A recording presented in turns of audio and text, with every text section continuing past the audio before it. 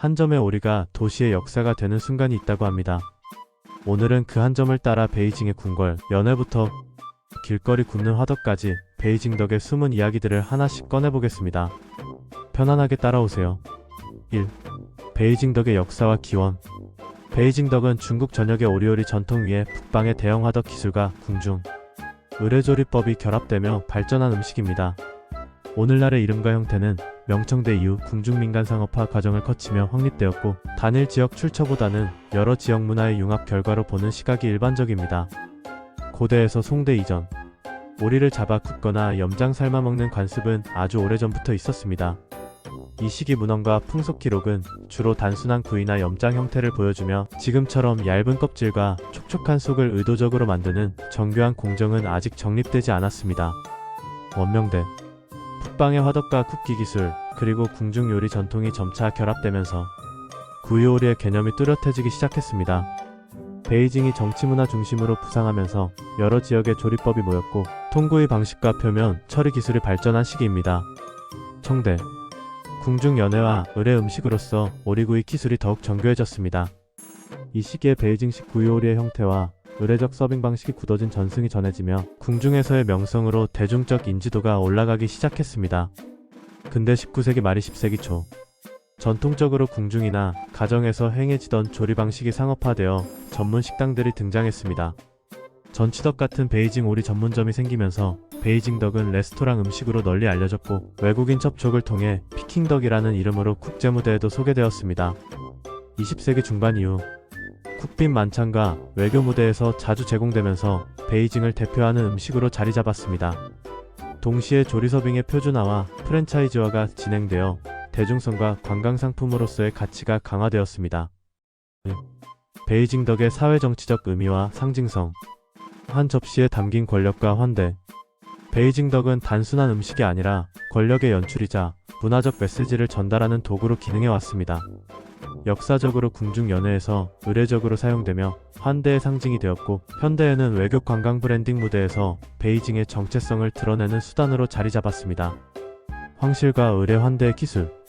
청대 이후 베이징 덕은 궁중 연회와 의례에서 중요한 역할을 했습니다. 의전의 성격상 화려한 음식이 환대와 위신을 상징하는 가운데, 베이징 덕은 시연 테이블에서 직접 썰어내는 절차 자체가 손님에 대한 존중과 권력의 과시로 받아들여졌습니다. 이런 의례적 성격이 곧 사회적 지위와 연결되는 전통적 맥락을 제공했습니다. 국빈 만찬과 외교적 기능. 근대 이후 국빈 만찬과 외교 행사의 메뉴로 베이징 덕이 자주 선택되면서 음식이 외교적 메시지를 전하는 수단으로 자리 잡았습니다. 정상 접견이나 공식 오찬에서 베이징 덕을 내는 행위는 베이징옥은 중국의 환대를 보여주고 상대 국가의 친선 신뢰를 상징적으로 표현하는 역할을 했습니다. 도시 브랜드와 지역적 상징성. 베이징 덕은 곧 베이징의 얼굴이 되었습니다. 음식 하나가 도시의 이미지, 관광 마케팅, 지역 경제와 결부되면서 베이징을 대표하는 문화상품으로 포장되었고, 이는 지역 정체성 형성에도 기여했습니다. 베이징과 다른 도시의 상하이 사이의 문화적 비교 경쟁. 맥락에서도 베이징 덕은 도시적 위상을 드러내는 상징적 자산으로 활용되곤 합니다. 문화적 표상과 미디어 대중문화. 영화나 문학, 미디어에서 베이징 덕이 등장하는 방식은 단순한 미식 묘사를 넘어 문화적 의미를 전달합니다. 작품 속에서 베이징 덕은 풍족함권 이전통을 드러내거나 때로는 계층 정체성을 드러내는 장치로 사용됩니다. 이러한 문화적 표상은 대중의 인식 속에서 베이징 덕의 상징성을 더욱 공고히 합니다. 현대적 쟁점 상업화 정체성 정치적 해석. 현대에 들어 베이징 덕은 관광상품화 프랜차이즈화로 널리 알려졌지만, 그 과정에서 전통의 재현과 상품적 변형 사이에 긴장이 발생합니다. 해외 시장에서의 현지화나 대량 생산은 접근성을 높였지만, 동시에 원형 보존을 주장하는 목소리와 문화적 대표성에 대한 논쟁도 일으키고 있습니다. 또한 음식이 국가 이미지를 대변하는 만큼 베이징 덕을 둘러싼 담론은 종종 정치적 외교적 맥락과 맞물려 해석되기도 합니다. 요약하자면 베이징 덕은 음식 자체의 맛을 넘어서 권력과 환대, 도시 브랜드, 문화적 표상이라는 다층적 의미를 지니고 있습니다. 황실의 의례에서 시작해 국빈 만찬과 관광상품으로 확장되는 과정은 단순한 요리의 확산이 아닌 사회정치적 메시지가 음식으로 구현된 사례라고 볼 수 있습니다. 3. 베이징 덕의 조리의 기술적 특징과 생산성. 왜 껍질이 바삭해지는가? 공기 주입과 기공 형성. 공기나 증기를 이용해 껍질과 살 사이에 공간을 만들어주면 굽는 과정에서 껍질이 기계적으로 팽창 건조되어 바삭함이 생깁니다. 이 격파컷은 지방과 수분의 이동을 조절해 껍질이 기름에 젖지 않도록 돕습니다. 표면 탈수와 글레이징 처리. 겉면을 일정 수준으로 건조시키거나 실험류 겉면, 코팅을 얇게 바르는 것은 표면 수분을 고정하고 표면층의 캐러멜화 마이야르 반응을 유도하여 색과 바삭함을 만듭니다. 표면 수분이 낮을수록 굽는 동안 껍질은 더 잘 바삭해집니다. 지방 관리와 열 흐름 제어. 오리 내부 지방이 적절히 녹아 배출되도록 온도, 시간, 열, 원화덕의 방사대류 조절이 필요합니다. 지방이 과하게 남으면 껍질이 눅눅해지고 너무 빨리 빠져나가면 고기 질감이 떨어집니다. 따라서 열의 전달 방식과 공기 흐름을 정밀히 설계하는 것이 핵심입니다. 화덕 구조와 열원. 전통적 방식에서는 특정 목재, 과일, 나무 등 연소로 얻는 복합적인 풍미와 고온의 방사열이 중요했습니다. 상업적 장비는 방사열과 대류열의 균형, 내부 공기 순환 효율을 제어할 수 있어야 합니다. 건조 숙성 과정. 굽기 전에 일정 기간 건조 표면, 수분 제거하거나 냉장 숙성으로 조직 안정화를 하는 경우가 있습니다. 이 과정이 껍질의 바삭함과 고기의 촉촉함을 동시에 살리는 데 기여합니다. 대량 생산 상업화 과정에서의 변화와 대응. 표준화와 공정화. 상업화는 숙련자의 감에 의존하던 기술을 수치화, 공정 절차로 바꾸는 과정입니다. 공정 매뉴얼, 온도, 습도 기준, 전처리 규격을 도입해 품질 편차를 줄입니다. 장비의 기계화 대형화. 대형 오븐, 컨베이어 시스템, 자동 건조실 등으로 연속 작업이 가능해졌습니다. 일부 공정에서는 공기 주입용 장비나 자동 글레이징 설비가 도입되어 작업 효율과 안전성이 향상됩니다. 중앙주방 프리쿠킹 모델. 중앙 집중형 생산 중앙주방에서 대량으로 전처리 반조리 냉동 포장한 뒤 각 매장이나 외국 파트너에게 공급하는 방식이 보편화되었습니다. 이는 일정한 맛과 빠른 서빙을 가능하게 하지만 현지 제과열 방식에 따라 최종 품질이 달라질 수 있습니다. 품질 관리와 규제 대응. HACCP 등 위생안전 규정, 트레이서빌리티 원료 추적 체계, 온도 기록 관리 등이 필수화되면서 위생 관리와 품질 보증 시스템이 강화되었습니다. 물류 및 포간 기술. 급속 냉동 냉장 유통망이 발달하면서 원거리 수송과 해외 공급이 용이해졌습니다. 동시에 제과열 시의 텍스처, 손실을 최소화하는 포장 보관 기술도 중요해졌습니다. 노동 숙련 문제와 교육. 전통 기술의 핵심인 테이블 커팅 등은 높은 숙련을 요구합니다. 상업화 과정에서는 작업 분업화와 숙련자 교육 프로그램을 통해 서비스 품질을 유지하려는 노력이 이어집니다. 산업적 사회적 영향과 쟁점. 맛의 균질화 BS. 지역성 보존. 표준화는 안정된 경험을 제공하지만 전통적 풍미나 지역별 차이를 희석할 수 있다는 비판이 있습니다. 원형 보존을 원하는 목소리와 접근성 강화를 원하는 산업적 요구가 충돌합니다. 환경윤리적 고려. 전통 방식의 연료 사용 목적과 대형 오븐의 에너지 소비, 대규모 가공 과정에서 발생하는 폐기물 등은 지속 가능성 이슈로 대두되고 있습니다. 사육 운송 과정의 동물 복지도 점점 중요한 이슈가 되고 있습니다. 베이징 덕의 바삭한 껍질과 촉촉한 속은 여러 물리적 화학적 공정이 정교하게 결합한 결과입니다.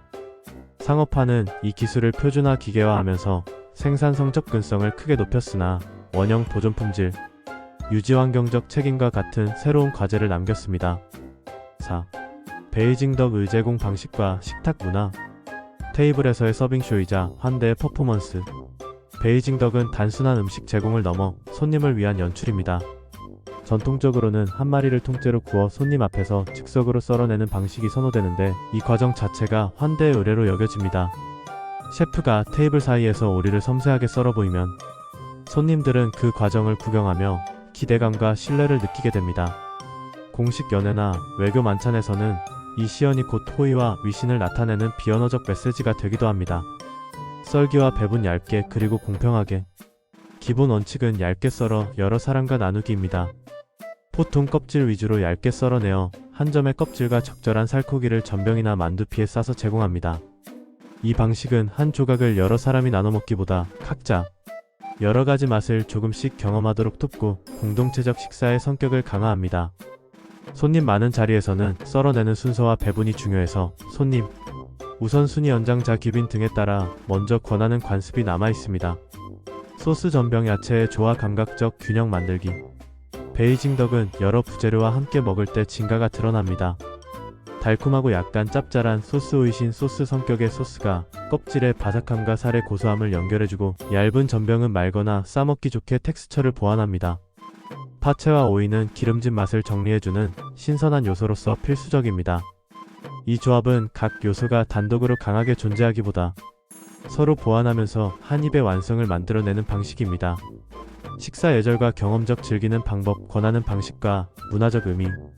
권하는 방식. 보통은 호스트나 서빙 담당자가 한 점씩 권하는 방식이 예의에 맞습니다. 손님이 먼저 집어먹기보다는 권받아 먹는 관습이 있는 자리라면 먼저 권하고 상대의 상태를 살피는 것이 예절입니다. 함께 나누는 경험. 베이징 덕 식사는 나눔 자체가 사회적 행위입니다. 한 접시를 둘러앉아 각자 만들어 먹는 과정에서 대화가 오가고 친밀감이 형성됩니다. 포인트. 매너. 소스를 과하게 바르지 않기, 전병을 과도하게 첩지 않기, 너무 큰 조각을 한 번에 집지 않기 같은 작은 예절들이 맛의 균형과 타인의 식사 경험을 존중하는 방식입니다. 의례적 상황. 공식 만찬에서는 서빙 순서나 테이블 매너가 엄격하게 지켜집니다. 예컨대 손님에게 먼저 권하는 순서, 서빙자가 조리 과정을 설명하며 예의를 표하는 식의 절차가 있습니다.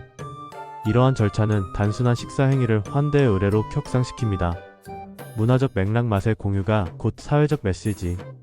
베이징 덕의 테이블 문화는 음식이 사회적 관계와 권위를 구성하는 방식의 좋은 예입니다.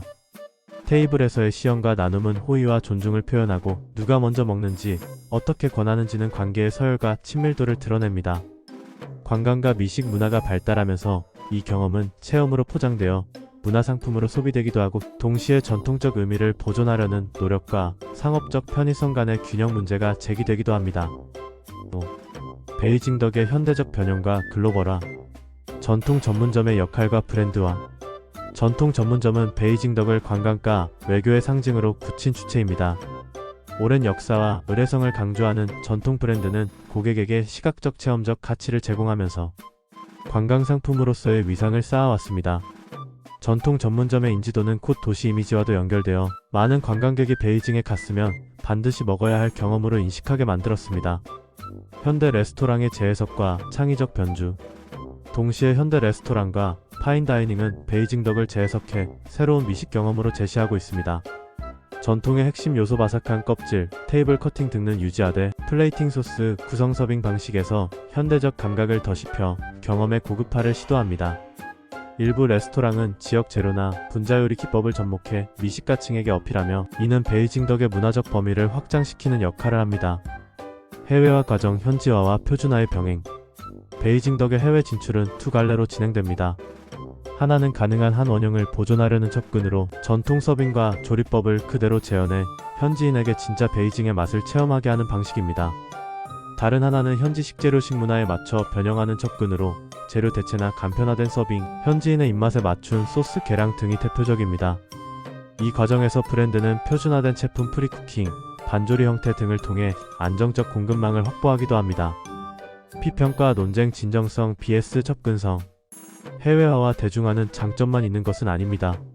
접근성 향상과 산업적 확장은 많은 소비자에게 베이징 덕을 알리는 계기가 되었지만 동시에 원형을 훼손한다는 비판도 제기됩니다. 대량 생산 프랜차이즈화는 맛의 균질화와 품질 편차 축소에 기여했으나 지역별 가게별 특징이 사라지는 현상을 낳기도 했습니다. 이에 따라 일부 평론가와 요리사는 전통적 조리 서빙 방식의 보존을 강조하며 관광객용 체험과 지역 문화의 진정성을 균형 있게 설계할 필요를 지적합니다. 마케팅. 브랜딩의 창의적 시도. 베이징 덕을 활용한 다양한 마케팅 실험도 눈에 띕니다. 전통적 이미지를 활용한 관광 패키지, 베이징 덕을 컨셉트로 한 퓨전 메뉴나 패스트푸드형 상품, 유명 브랜드와의 협업 등은 음식 자체를 넘어 라이프스타일 브랜드 경험으로 확장시키려는 시도입니다. 이러한 전략은 소비자 접점 확대와 수익 다각화에 기여하지만 동시에 무엇을 보존할 것인가에 대한 전략적 판단을 요구합니다. 미식관광 산업에서의 위치와 경제적 영향. 베이징 덕은 미식관광의 체험형 콘텐츠로서 높은 부가가치를 창출합니다. 전문점 방문, 테이블에서의 실현, 사진 영상 콘텐츠 생성은 관광객의 소비를 촉진하고 지역 경제에 기여합니다. 또한 외교 국빈 만찬에서의 사용은 문화외교 수단으로 기능해 국가 브랜드 이미지를 형성하는 데 일조합니다. 이처럼 베이징 덕은 단순한 음식 그 이상으로 관광 자원문화 상품 외교적 자산으로 자리 잡고 있습니다. 이제 베이징 덕 생각나면 그냥 참지 마세요. 조금 귀찮아도 전병 하나 싸서 드셔도 좋습니다. 다음 영상에서는 전치덕 탐방기나 조리기술 시연으로 더 깊이 파보겠습니다. 좋아요와 구독은 채널 운영에 큰 힘이 되니 가볍게 눌러주시고요. 댓글로 궁금한 점 남겨주세요. 그럼 다음에 또 만나요. 껍질처럼 바삭한 하루 되세요.